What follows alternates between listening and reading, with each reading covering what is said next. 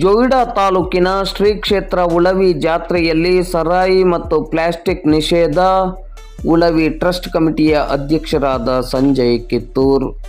ಜೋಯಿಡಾ ತಾಲೂಕಿನ ಹಾಗೂ ಉತ್ತರ ಕರ್ನಾಟಕ ಭಾಗದ ಇತಿಹಾಸ ಪ್ರಸಿದ್ಧ ಜಾತ್ರೆಗಳಲ್ಲಿ ಒಂದಾಗಿರುವ ಶ್ರೀ ಉಳವಿ ಚನ್ನಬಸವಣ್ಣನ ಜಾತ್ರೆಯು ಇಂದು ಆರಂಭಗೊಂಡಿದ್ದು ಫೆಬ್ರವರಿ 15ರವರೆಗೆ ನಡೆಯಲಿದೆ.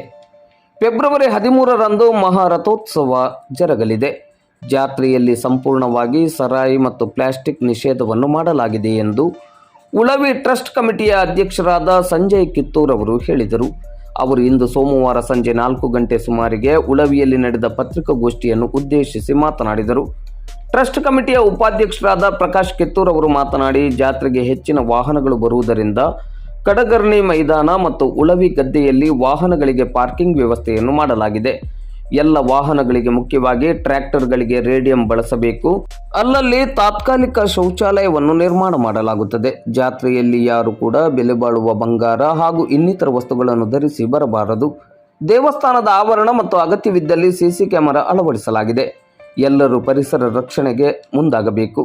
ಕಾಡಿನಲ್ಲಿ ಬೆಂಕಿ ಹಾಗೂ ಪ್ಲಾಸ್ಟಿಕ್ ಹಾಕುವ ಕೆಲಸವನ್ನು ಯಾರು ಮಾಡಬಾರದು. ಚಕ್ಕಡಿ ಗಾಡಿಗಳು ನಿಧಾನವಾಗಿ ಬರಬೇಕು. ಜಾತ್ರೋತ್ಸವದ ಯಶಸ್ಸಿಗೆ ಅರಣ್ಯ ಇಲಾಖೆ ಮತ್ತು ಪೊಲೀಸ್ ಇಲಾಖೆ ಎಂದಿನಂತೆ ಸಹಕರಿಸಬೇಕೆಂದು ವಿನಂತಿಸಿದರು.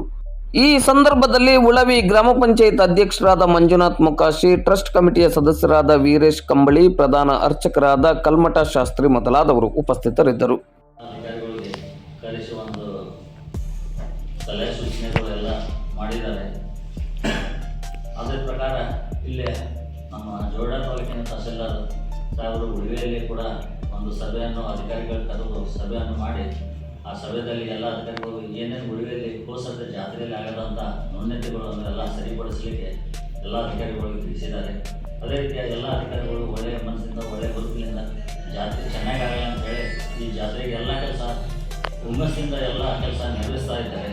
ಅದೇ ರೀತಿ ಇಲ್ಲಿ ಉಳವಿ ಪಂಚಾಯತಿ ಕೂಡ ಎಲ್ಲ ಸದಸ್ಯರು ಚೆಂದಾಗಿ ಎಲ್ಲ ಕೆಲಸಗಳು ಸರಿಯಾಗಿ ಮಾಡ್ತಾ ಇದ್ದಾರೆ. ಅವರು ಅಚ್ಚುಕಟ್ಟಾಗಿ ಭಕ್ತಾದಿಗಳಿಗೆ ಯಾವುದೇ ತೊಂದರೆ ಆಗಲ್ಲ ಅಂತಂಗೆ ಅವರು ಕೂಡ ನಿಭಾಯಿಸ್ತಾ ಇದ್ದಾರೆ. ನಮ್ಮ ವಿಶೇಷ ಅಂತಂದರೆ 3ನೇ ತಾರೀಕಿನ ಕಾರ್ಯಕ್ರಮಗಳಂದರೆ ಇವತ್ತಿನ ದಿವಸ ಸೋಮವಾರ ನವೀಕರಣಿಸಿದ ರಥಗಳ ಪೂಜೆ ಮಾಡಿದ್ವಿ ನಾವು. ಅದೇ ರೀತಿ 4ನೇ ತಾರೀಕು ಮಂಗಳವಾರ